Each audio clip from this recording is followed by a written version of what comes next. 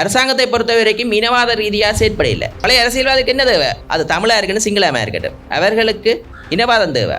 வாக்கு பெறண்டா இனவாதம் ஒரு நல்ல மூலதனம். அப்போ ஒரு நல்ல கட்டமைப்பு எங்களுக்கு தெரியும், எங்களால் தான் முடியுமெண்டு. நாமளால் முடியுமா? சஜித்தால் முடியுமா? ரணிலால் முடியுமா? இன்றைக்கு முகப்புத்தகத்திலிருந்து இங்கிலீஷ்லேயும் தமிழ்லையும் வெளுத்து வாங்கிட்டு பெரிய மேதாவி மாதிரி காய்த்து கொண்டிருக்கிறார்கள். கொழும்புல கோட் சூட், இஞ்ச வேட்டி. நான் பார்த்தேன், வீட்டு சின்னத்தையும் போட்டு சஜித்தின் படத்தையும் போட்டு வாக்களிக்க சொன்னேன். அவர்களுக்கு தூர நோக்கு சிந்தனை இருந்திருந்தா அப்படி செய்திருப்பார்களா? அப்போ அவர்களுக்கு முதிர்ச்சி இருக்கு அரசியல்ல. ஆட்டையை போடுறதுக்கு நல்ல முதிர்ச்சி இருக்குது. அளவெடுக்கிறது, மக்களை ஏமாத்துறதுக்கும். எங்களோட ஜனாதிபதி தன் மகனுக்காண்டிய சட்டம் ஏற்றார். அவற்ற மகன் எங்கேயும் பார்த்துருக்கிறீங்களா? அவற்ற மனைவி எங்கேயும் பார்த்துருக்கிறீங்களா? முந்தைய ஜனாதிபதிகள் பார்த்துருக்கீங்க. மகனை பார்த்துருக்கீங்க, வைஃபை பார்த்துருக்கிறீங்க. வைஃபுக்கு இராணுவம் சப்பாத்து தூக்கி கொண்டு போய் பார்த்துருக்கிறீங்க. இந்த வீதியானது நீண்ட காலமாக மக்களின் வேண்டுகோளுக்கு இணங்க இந்த வீதியை புனரீதி தருமாறும் எம்மிடமும் வேண்டுகோள் விட்டிருந்தனர் அனைவரிடமும். ஆனால் இன்றுதான் கைகூடி வந்திருக்கிறது. எமது ஆட்சி அதிகாரம் ஒரு வருடங்கள் கடக்கின்ற போது. ஆனால் நாங்கள் ஒன்று கூற வேண்டும், இந்த நிதியானது சென்ற வருடமே ஒதுக்கப்பட்டு விட்டது. சென்ற வருடம் ஒதுக்கப்பட்ட நிதி ஏன் இப்போது நடைபெறுகிறது? கேள்வியாகத்தான் இருக்கும் மக்களுக்கு. ஆனால் அந்த துறை சார்ந்த அதிகாரிகளுக்கு தெரியும் அதில் இருக்கும் பிரச்சனைகள். எங்களுக்கு தெரியும், இந்த நாட்டில் குறுகிய காலத்தில் அதிகளவான தேர்தல்களை கண்ட ஆண்டு சென்ற ஆண்டு. எங்களுக்கு தெரியும், ஜனாதிபதி தேர்தல்கள் நடைபெற்றிருந்தன. ஜனாதிபதி தேர்தலில் யாரும் நினைக்காத ஒரு மாற்றத்தை மக்கள் வழங்கியிருந்தார்கள். அதன் பிறகு பாராளுமன்ற தேர்தல்கள் முடிந்து உள்ராட்சி சபை தேர்தல்கள். இந்த வீதிகளை செப்பனிடுவதற்கு அரசாங்கத்திற்கு பணம் போதுமான தேவையாக இருந்தது. இந்த நாடானது வங்குரோத்து அடைந்திருந்தது. அவ்வாறென்றால் இந்த திரசேரியில் இருக்கும் பணத்தை இவ்வாறான வேலை திட்டங்களுக்கு ஒதுக்குவது இந்த பாராளுமன்றம். அவ்வாறு பாராளுமன்றம் கூடி அதன் பிறகு நாங்கள் பாராளுமன்ற தேர்தலை முடித்து கிட்டத்தட்ட சென்ற ஆண்டு 4ஆம் மாதம் அளவுதான் புதிய நிதி பட்ஜெட் வேலை திட்டங்களுக்கான நிதி ஒதுக்கீடுகளை சென்ற ஆண்டு 4ஆம் மாதம் வெளியிட்டிருந்தோம். அதன் பிறகு உள்ராட்சி சபை தேர்தல்கள் வந்திருந்தது. நாங்கள் நினைக்கின்றோம், இந்த அமைச்சுகளுக்கு நிதிகள் கையளிக்கப்பட்டது 6ஆம் மாதத்திற்கு பிறகு. 6ஆம் மாதத்திற்கு பிறகு இந்த நிதிகள் கையளிக்கப்பட்டு அவர்கள் இந்த வீதிகளுக்கான வேலை திட்டத்துக்கான நிதி மூலங்கள் பரிசோதித்து எவ்வளவு நிதிகள் செலவாகும் என்று அறிக்கைகளை சமர்ப்பித்து அதன் பிறகு அவர்களுக்கான ஒப்பந்ததாரர்களை டெண்டல் ஹோல்ட் பண்ண வேண்டிய அந்த ப்ரொசஸர் இருக்கிறது. அது 14 நாள் பிறகு மக்களுக்கு விடும். கிட்டத்தட்ட அதிலேயே 1 மாதங்களுக்கு கடந்து விடும். சென்ற வருடம் ஒதுக்கிய நிதி இந்த வருடம் கைகூடி உங்கள் கைகளுக்கு வருகிறது. நான் நினைக்கிறேன், இந்த வீதி இப்போது 4 கிலோமீட்டர், கிட்டத்தட்ட 3 வருஷம் 9 கிலோமீட்டர் வருகுது. அது கிட்டத்தட்ட நேம் போர்டில் போட்டதுக்கு முன்கூட்டியே முடித்து விடுவார்கள் என்று நான் நினைக்கின்றேன். இந்த பேர் பலையில் பறிச்சிருக்கிற திகதிக்கு முன்கூட்டியே. இப்போது பலர் கூறிக்கொண்டிருக்கிறார்கள், அடுத்த வருடம் மிச்ச வீதிகளை புனரமைப்பதற்கு. நான் நினைக்கிறேன், அடுத்த வருஷமா இந்த வருஷமா அதான் ப்ரோக்ராம் போயிட்டு இந்த வருஷம் இதில் அடுத்த வருஷம் கூடுதலாக கைகூடி வரும் என்று நினைக்கின்றேன்.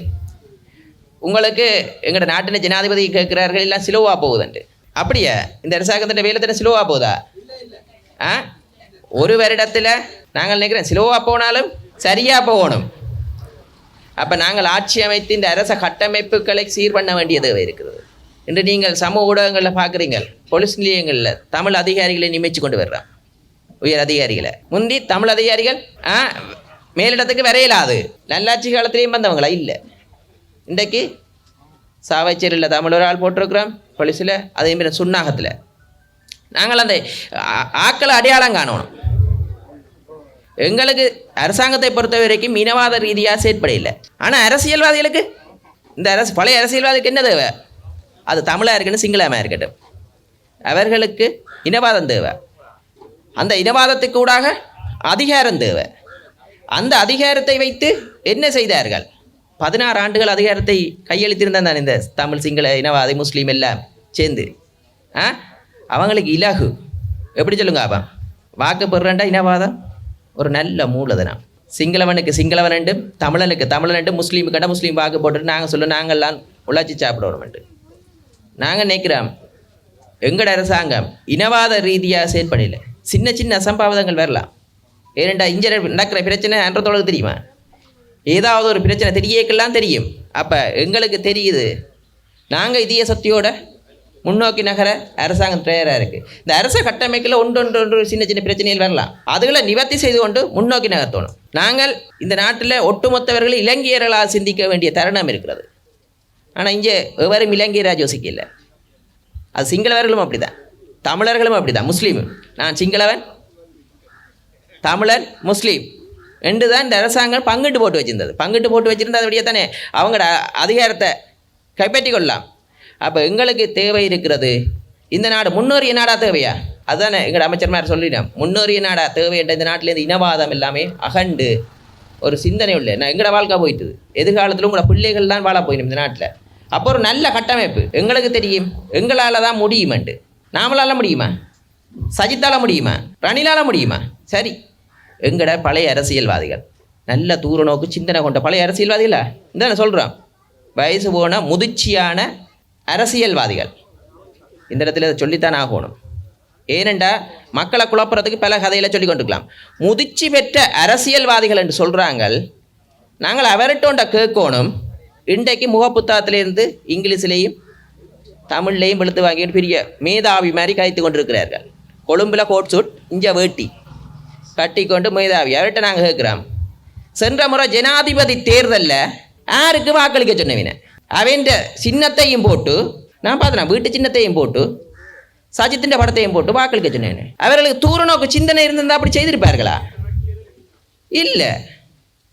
தேடி பாருங்க, சென்ற முறை ஜனாதிபதியில் வாக்களிக்க சொன்னவர் இன்றைக்கு எங்கே இருக்கிறாருண்டு. இன்றைக்கு இனவாதிகள் கூடி நாங்கள் ஒரு பௌத்த மாநாடு உண்டு, பிற்றிய லட்சக்கணக்கில் பௌத்தரை கூட்டி செய்ய போகிறோம்ட்டு வெறும் 300 பேரை கூட்டி செய்த மாநாடு இருக்குது தானே. சிங்கள மக்களும் படுத்துட்டாங்க, வெறும் 300 பேர் தான் வந்தது.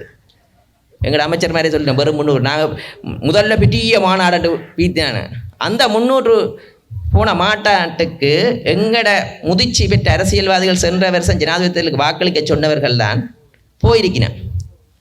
அப்போ அவர்களுக்கு முதிர்ச்சி இருக்குது அரசியலில். ஆட்டையை போடுறதுக்கு நல்ல முதிர்ச்சி இருக்குது, களவெடுக்கிறது, மக்களை ஏமாத்துறதுக்கும், சின்ன சின்ன பிரச்சனைகளை.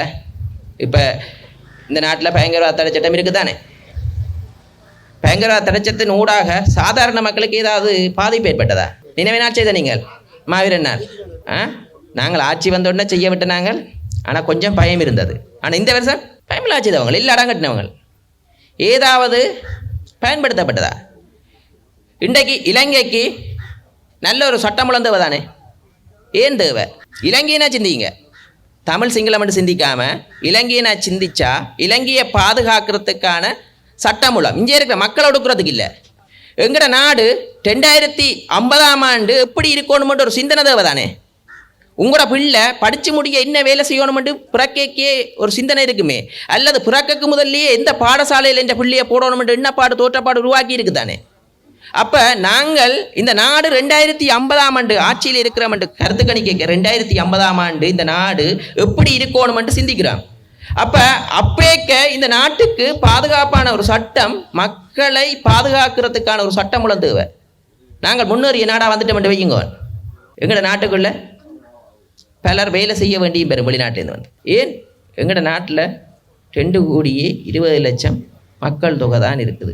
ஆனால் இந்தியாவில் சும்மா தமிழ்நாட்டிலே 7 கோடி, அதை விட கேரளாவில் 3 கோடி, இந்தியா ஃபுல்லாயே 130 கோடி. இன்றைக்கு ஒரு மதகுரு இந்தியாவிலேருந்து வர்றார். இன்றைக்கு அதிகளவான இலங்கை வரலாற்றிலே அதிகளவான சுற்றுலா பயணிகள் வந்த ஆண்டு சென்ற ஆண்டு. அதில் அதிகளவானவர்கள் இந்தியாவிலேருந்து. ஒரு சின்ன நாட்டுக்குள்ள எல்லா வளமும் இருக்குது. என்னுடைய நண்பன் அந்த டூரிஸ்ட் கைட்டில் கூட்டி கொண்டே காட்டுறது. அப்போ இந்தியா ஒரு ஆள் வந்தது, அங்கே கொளிச்சு வச்சிருக்கிறாள். அவள் ஹோல்ட் பண்ணி சொல்கிறா, அவள் இங்கிலீஷில் இலங்கையில் இருக்க குறுகிய காலத்துக்கு எல்லாத்தையும் பார்த்துட்டேன். இந்தியாவில் நீட்டாக இருக்குது, எல்லாம் குட்டி பிரதேசத்துக்கு எல்லாம் இருக்குது. ஒரு 5 நாளில் பார்க்கக்கூடிய இருந்துட்டு மன்னாரில் இருக்கிற ராமர் பாலமண்ட் அதையும் போய் டிராக்டரில் போய் பார்த்துட்டு வர்றார். அவர் போய் கோல் பண்ணி எல்லாருக்கும் சொல்கிறாராம். இப்போ சொல்ல என்ன நடக்கும்? இன்றைக்கு மன்னாரில் ராமர் போட் கொண்டே வச்சுனாங்க. அப்போ எங்களோட அடையாளங்களை உறுதிப்படுத்த அந்த அடையாளம் இங்கே இருந்து நாங்கள் அதிகளவானவர் ஐயப்பன் விருதம் படித்து இந்தியா போயினோம். அதே மாதிரி இந்தியாவிலேருந்து ஈர்ப்பமாக இருந்தால் இந்தியாவில் இருப்பவர்களுக்கு ராமர்ன்றது. அப்போ அந்த டோக்கில் நாங்கள் இங்கே ஒரு நல்ல தளங்கள் அடையாளம் கண்டு சீதாதேவி வந்துடுங்க எல்லாத்தையும் அடையாளம் கண்டு பொறுமைப்படுத்தவுமா இருந்தால் அதிகளவான சுற்றுலா பயணி வந்து யாருக்கு லாபம்? யாருக்கு? அரசாங்கத்துக்கு லாபமா? அரசாங்கத்துக்கு நல்லது தான். இரண்டா மக்கள் அனைவருக்கும் வேலை கிடைக்கும். அப்போ அப்பேக்க அங்கே இருக்கிற குறைஞ்சது வருஷத்துக்கு ஒரு 50 லட்சம் பேர் வந்தால் இன்னும் நடக்கும். தச்சு தவறி வரையிலாண்டு இல்லை இலக்கை அடையலாம். அப்போ அந்த தூர நோக்கோட தான் செய்யப்படுறோம். அப்படி வரையக்கு என்ன நடக்கும்? இங்கே இருக்கிற வர்த்தகங்கள் உயரும், எல்லாம் கடை வச்சிருப்பினோம். அப்போ கடையில் வேலை செய்கிறதுக்கு ஆக்கள் இல்லையேண்டா. இன்றைக்கு எங்கட பிள்ளைகள் சிங்கப்பூர் வெளிநாடுகளில் போய் கடையில் வேலை செய்கிற மாதிரி அந்த கட்டமைப்பை உருவாக்குறதுக்கு நல்ல ஒரு பாதுகாப்பான சட்டம் வந்து எல்லாரும் வந்தால் எல்லாம் பிரச்சனைகள் உருவாக வலிக்கட்டும். அப்போ பாதுகாப்பான சட்டம் ஒன்று தேவை தானே நாட்டுக்கு? எங்கட ஜனாதிபதி தண்ட மகனுக்காண்டிய சட்டம் ஏற்றுறார். தண்ட மகனை ஜனாதிபதி ஆக்கிறதுக்காக சட்டம் ஏற்றுறார். அவர்கிட்ட மகன் எங்கேயும் பார்த்துருக்குறீங்களா? அவர்கிட்ட மனைவி எங்கேயும் பார்த்துருக்குறீங்களா? முந்தைய ஜனாதிபதிகள் பார்த்துருக்குறீங்க, மகனை பார்த்துருக்கீங்க, வைஃபை பார்த்துருக்குறீங்க, வைஃபுக்கு இராணுவம் சப்பாத்து தூக்கி கொண்டு போய் பார்த்துருக்குறீங்க. இன்றைக்கு எங்கேயும் பார்த்துருக்குறீங்களா? ஜனாதிபதி தனியை தண்டை ஒரு குறியீடு வட்டத்தோடு தனியாக போய் கதைக்கிறார். நட்பா இந்தியா பிரதமர் போடுறார் நண்பராக. இன்றைக்கு நீங்கள் ஜனாதிபதியாக பார்க்குறீங்களா அல்லது உங்களோட உறவு முறைக்காரர் மாதிரி பார்க்க யோசிக்கிறீங்களா? ஏதோ ஒரு உள்ளத்தில் ஏதோ உணர்வொண்டு கருதுதானே செயற்பாட்டு நேர்மத்தன்மை. அப்போ எங்களுக்கு இந்த நேர்மத்தன்மையை வளர்க்கணுமா அல்லது இந்த நேர்மத்தன்மையை அழிக்கணுமா? அப்போ பழைய அரசியல்வாதிகளுக்கு இந்த நேர்மத்தன்மையை இல்லாமாக்கி எல்லாமே இன்றைக்கு பாராளுமன்ற உறுப்பினர்கிட்ட பென்ஷன் எல்லாமே இல்லாமல் ஆகுது.